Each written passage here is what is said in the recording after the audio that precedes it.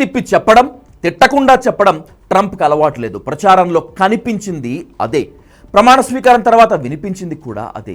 ఏం చెప్పారో అది చేశారు, చేసేందుకు రెడీ అయ్యారు. అధ్యక్షుడిగా బాధ్యతలు తీసుకున్న వెంటనే ఫటాఫట్ ధనాదన్ అన్నట్లు పనులు చక్కబెట్టే పనిలో పడ్డారు. చెప్పింది చెప్పినట్లు చేస్తాననేటువంటిది చూపించేస్తున్నారు. ఫస్ట్ డే తీసుకున్న నిర్ణయాలు వరల్డ్ వైడ్గా సంచలనంగా మారాయి.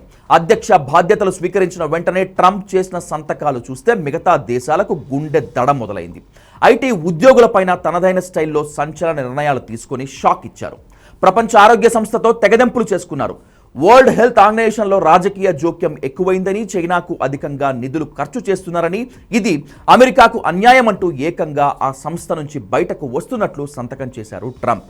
అమెరికాలోని కొన్ని సంస్థల్లో కరోనా నుంచి కొనసాగుతున్న వర్క్ ఫ్రమ్ హోమ్ విధానాన్ని రద్దు చేశారు. ఫెడరల్ ఉద్యోగులు అందరూ ఆఫీసులకు వచ్చి పనిచేయాలని ఆదేశించారు. ప్రభుత్వ ఉద్యోగులకు వర్క్ ఫ్రమ్ హోమ్ విధానాన్ని పూర్తిగా రద్దు చేస్తూ సంతకం చేశారు.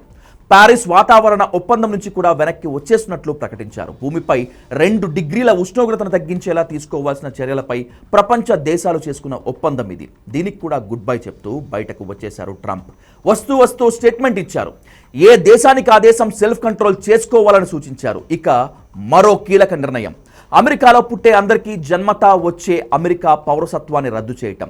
విదేశీయులు అమెరికా గడ్డపై బిడ్డకు జన్మనిస్తే ఆ పుట్టిన బిడ్డకు అమెరికా గ్రీన్ కార్డ్, అమెరికా పౌరసత్వం ఇవ్వటం ఇప్పటి వరకు జరుగుతూ వస్తోంది. అయితే ఇకపై అలా జరగదు. విదేశీయులు ఎవరైనా అమెరికా వెళ్ళి అక్కడ పిల్లలకు జన్మనిస్తే వాళ్లకు ఇక నుంచి అమెరికా సిటిజన్షిప్ ఇవ్వరు. ఇక టిక్ టాక్ నిషేధంపై 75 రోజుల బ్రేక్ ఇచ్చారు.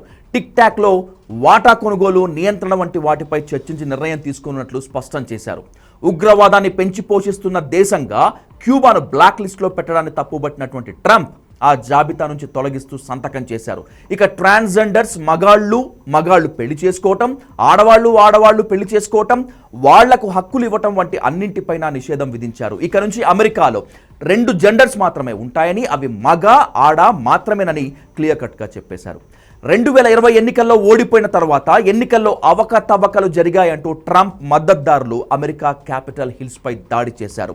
ఈ దాడికి సంబంధించి 1500 మందికి విముక్తి కల్పిస్తూ సంతకాలు చేశారు ట్రంప్.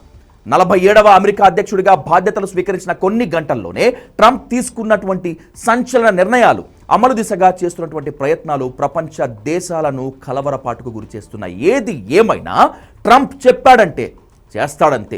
ఇప్పుడు తీసుకున్న నిర్ణయాలు ఆషామాషిగా ఏమీ లేవు. ప్రపంచ దేశాలను సైతం సందిగ్ధంలోకి నెట్టేసి ఆలోచింపజేసే విధంగా ఉన్నాయి.